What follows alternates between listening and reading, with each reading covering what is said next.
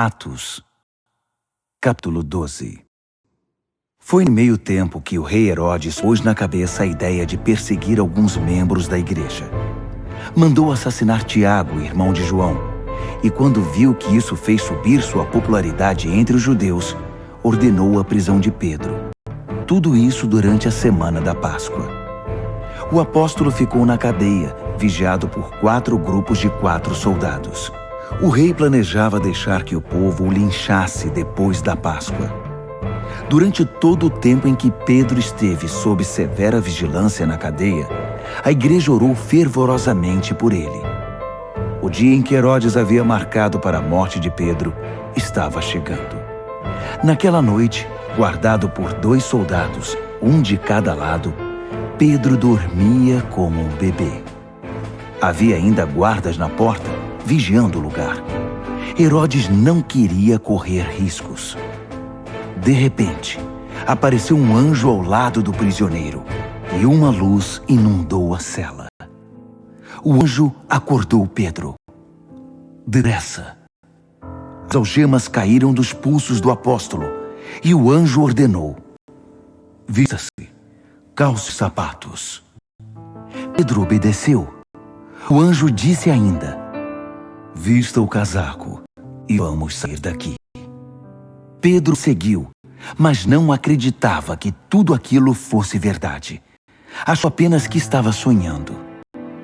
Depois de passar por 2 grupos de guardas, eles chegaram ao portão de ferro que conduzia à cidade, que se abriu automaticamente.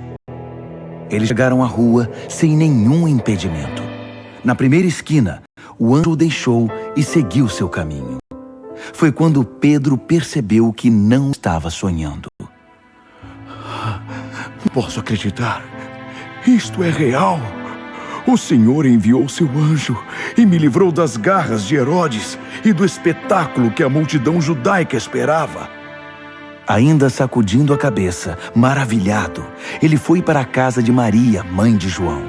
A casa estava cheia de amigos que oravam.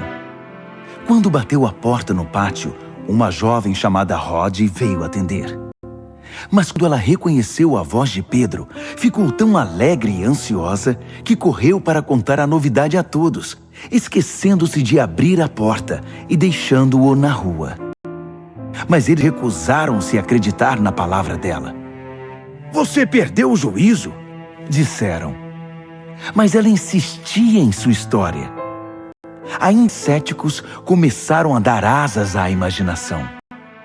Deve ser o anjo dele. Durante todo esse tempo, o pobre Pedro ficou na rua batendo a porta.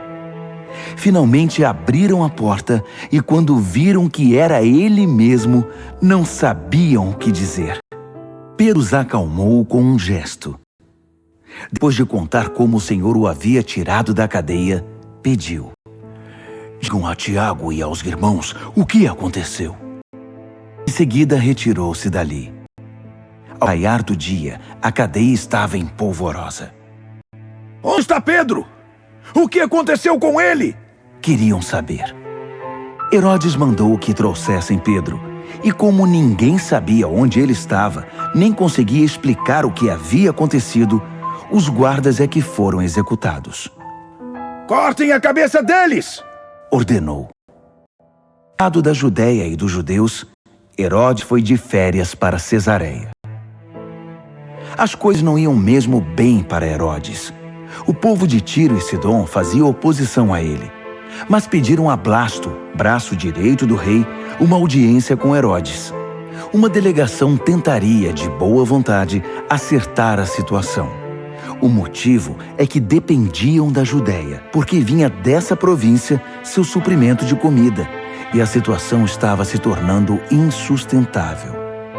No dia combinado, Herodes, vestido a rigor, tomou seu lugar no trono e os encantou com seu linguajar pomposo e vazio. O povo também contribuiu com sua cota de falsidade, gritando louvores insinceros. A voz de Deus! A voz de Deus! Foi a gota d'água. Farto da arrogância de Herodes, Deus enviou um anjo para feri-lo. Herodes não dava nenhum crédito a Deus. Assim, ali ele caiu. Podre até a alma de modo horrível, morreu comido de bichos. Enquanto isso, a palavra de Deus se espalhava sem parar. Depois de entregar as doações à igreja de Jerusalém, Barnabé e Saulo voltaram a Antioquia. Dessa vez, levaram João, também chamado Marcos.